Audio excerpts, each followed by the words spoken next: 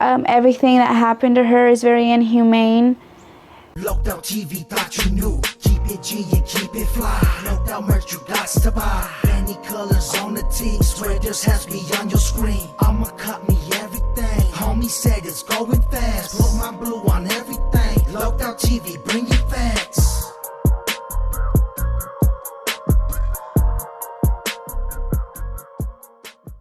What's good, fam bam? Welcome back to another episode of Loked Out TV. You already know how we do it. We're going to keep it loked out, no doubt, for real. Coming at you with another loked out banger. But check it out before we jump all the way up into the topic of the video. It'd be highly appreciated if you hit that like, that subscribe, and that notification bell. So you could be notified at all the latest loked out content as it drops. And if you really want to keep it all the way loked out, hit that comment section and talk your shh. Because that's exactly what the comment section is there for. Now, that being said, if you don't feel like hearing me talk about the topic of the video, feel free to skip the 3 minutes, because that's where the clips are, and that's where the clips will always be. Now that we got that out the way, we're going to jump into the topic. If you haven't went and checked out the part 1 to this video right here, man, go check it out. It's titled something like, "She was illegally arrested and detained by ICE. Now she catches backlash." So it's going to break it down to y'all what the situation is before this video right here, man. So in this video right here, like I said, this is a young lady by the name of Emina Arias, I believe. She was recently illegally arrested. The charges did get dropped, but ICE picked her up because apparently she didn't have papers, right? Now, she's been living in the country since she was 4 years old. Now, in the video I made before this, when the part 1, go check it out, like I said, so y'all can get the full story. She did get an ICE bond, right? It was $1,500. Her father was also detained by ICE, and he also got an ICE bond. That was, I'm not sure what the amount was, but he got an ICE bond also, so they got released.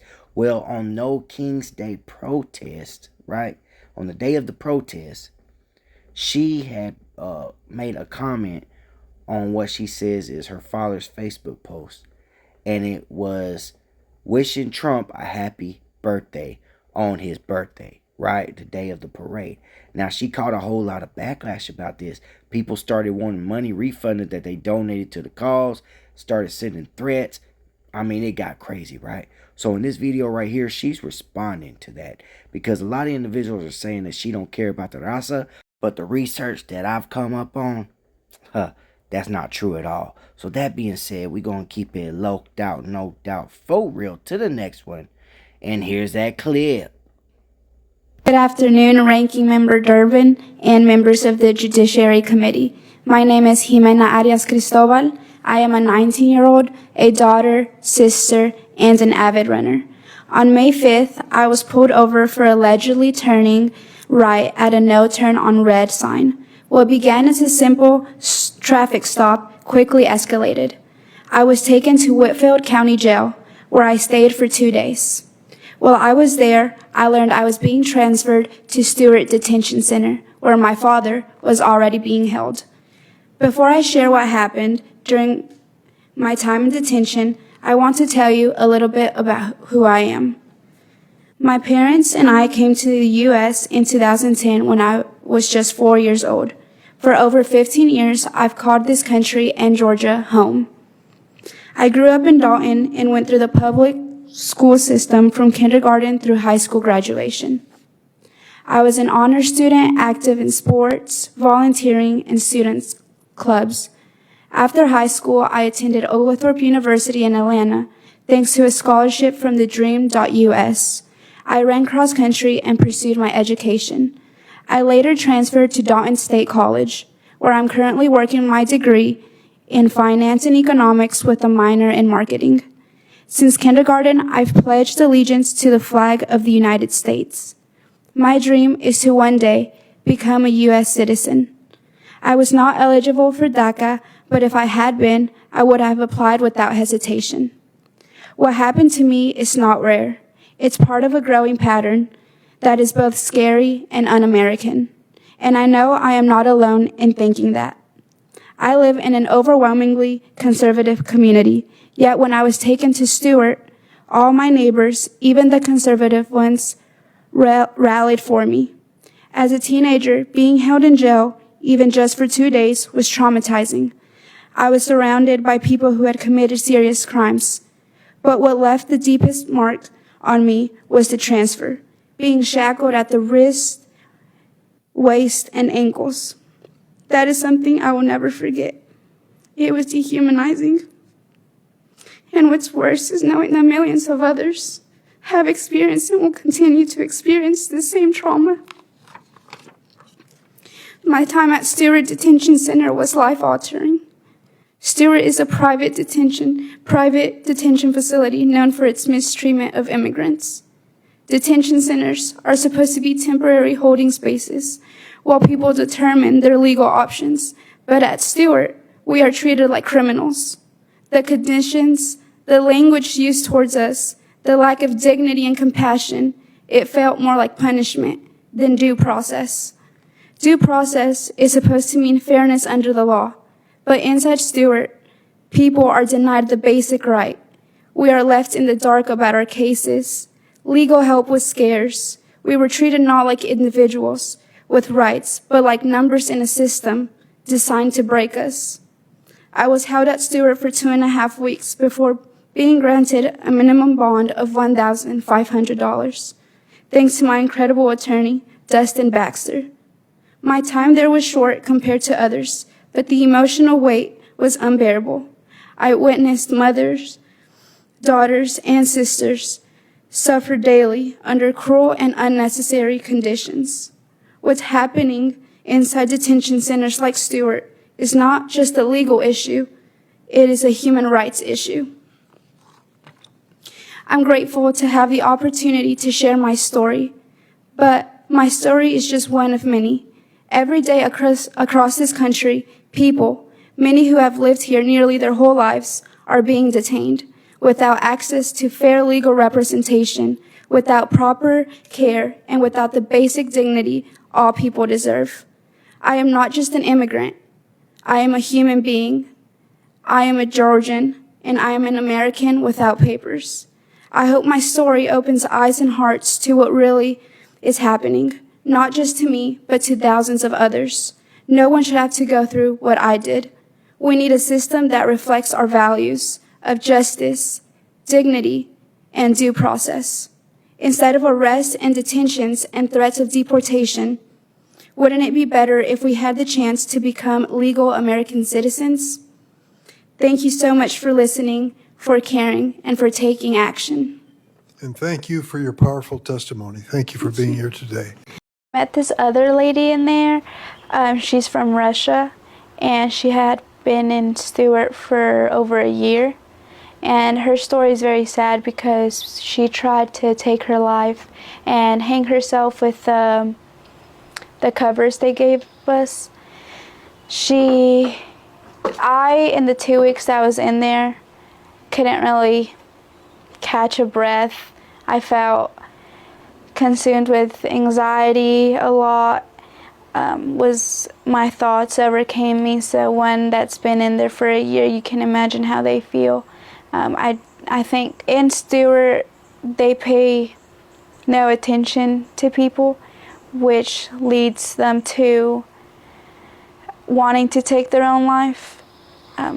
The process is very slow in there, and being in there for a year is detrimental to somebody, and her wanting to take her life is a result from how you're treated in Stewart Detention Center. My name's Jimena Arias Cristobal, and some of y'all may have seen me on the news and on social media. Today I'm going to be talking about a couple stuff news reporters haven't asked me. There's another girl I met in there. She was about 20, 21, and she was pregnant, and she had been feeling very, very sick. So she went to the doctor and they gave her pills, and she didn't really know what pills they were. They just told her to take those because it was going to help with the pain she was feeling. And then one day she got really, really sick, and turns out her baby had died. So they took her to a concrete room, as she explains to me. with the toilet and a shower, and she would sleep on the floor with a mat while her baby was dead inside of her. And they would give her painkillers, but they weren't really giving her any of the proper procedures she needed to have. Until she was bleeding out and she was close to dying, they transferred her to a hospital, and that's when they finally took the baby out of her stomach, and they gave her blood. And after that, she wasn't there very long, maybe a couple of days, at most a week, and then she got put back into the detention center. But everything that happened to her is very inhumane. How can you let somebody that has their baby dead inside of them wait so long to get professional assistance? Now she's very heartbroken and depressed, and I don't know how she's able to process everything that's happened to her in the short 3 months she's been there, because she's detained, she lost her baby, and now she has an order of deportation and will be taken to Mexico in any of these coming weeks. And she has no family in Mexico. All of her family's here in the United States. Days ago, I commented on one of my father's Facebook posts about the upcoming military parade in Washington, D.C. The parade was taking place on Trump's birthday, and many in the news talked about how he was acting like a dictator, purposely throwing a military parade so that the attention would be on him on his birthday. My comment wishing Trump a happy birthday was meant as sarcasm and understood by those close to me as such. However, many people took that post out of context and have been assuming that I support Trump and have been reaching out to me in hate, spreading false rumors, sharing photoshopped images, creating false accounts, and sending direct threats to my safety and that of my family. First, I want to publicly apologize. I acknowledge my comment was insensitive, and for many, I offended the support I was given. Now, let me be clear. I do not support Trump, never have, and never will. How could I? My family has been directly and terribly impacted by his heartless immigration policies. My heart breaks for all of the people hurt by the Trump administration's attack on immigrants. That anyone could think otherwise never even entered my mind.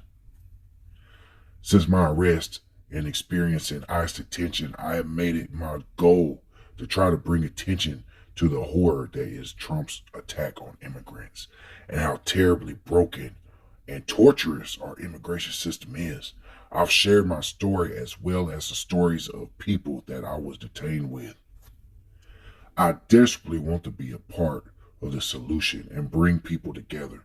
I am working behind the scenes to do as much as I can with what I have been given.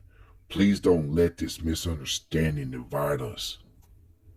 Since my father and I were detained by immigration, my family and I have been receiving constant threats and hate mail from people who support Trump and hate immigrants like me. Even though it hurts, I guess we kind of expected that from them.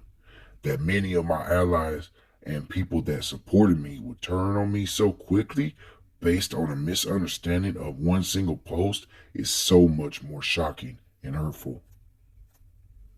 I never expected to receive insults and threats from those I hold dear to my heart. I beg that everyone not be so quick to judge or assume the worst in someone. That you remember that I am 19 and I may not always communicate clearly, and that I am human. I have also had many people question why I was not at the No King's Day protest, and people taking my absence as a proof that I don't care or agree with the cause. I would like nothing more than to be standing side by side with everyone, but given the direct threats me and my family have received by people in the community, my attorney and close friends has discouraged me from putting myself in harm's way. I will keep doing what I can from safety to help the Latino immigrant community I love. Keep it fly. No doubt merch you got.